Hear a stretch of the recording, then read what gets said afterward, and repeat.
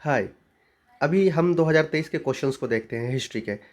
आप देखिए कि यहाँ धान्य कट्टे के विषय में पूछा है, स्तूप के विषय में पूछा है और कोरकई पुमपहर और मुचिरी जैसे कुछ विख्यात स्थलों के विषय में पूछ रहा है। हम देखते हैं कि यूपीएससी ये क्वेश्चंस कहाँ से बना रहा है। अगर आप देखेंगे तो धान्य कट्टे के विषय में ये एनसीईआरटी की पृष्ठ 43 से उठाया है। ठीक है, धान्य कट्टे के विषय में आपको यहाँ पर मिल जाएगा। ये कहाँ है? तो ये आंध्र प्रदेश में लोकेटेड है। पुहार ये तमिलनाडु में हमें दिख रहा है और ये पुहार जो तमिलनाडु में दिख रहा है वो अगर हम अनुमान लगाएंगे तो ये हम जान सकते हैं कि ये पत्तन बंदरगाह हो सकता है।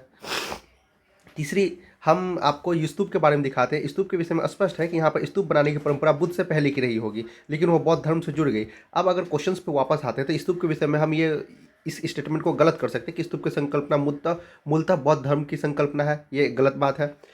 अब यहाँ से एलिमिनेट भी कर सकते हैं, ये नहीं होगा, सभी तीन भी नहीं होगा क्योंकि पहला स्टेटमेंट गलत है। अगर हम पढ़ेंगे तो ये देखेंगे कि स्तूप आमतौर पर अवशेषों का निक्षेपागार होता था। यहाँ पर वापस हम देखते हैं कि स्तूप क्या होते थे। तो स्तूप होते थे बुद्ध से जुड़े कुछ अवशेष, जैसे उनकी अस्थियां, उनके द्वारा प्रयुक्त सामान गाड़ दिए गए थे। इन टीलों को स्तूप कहते थे।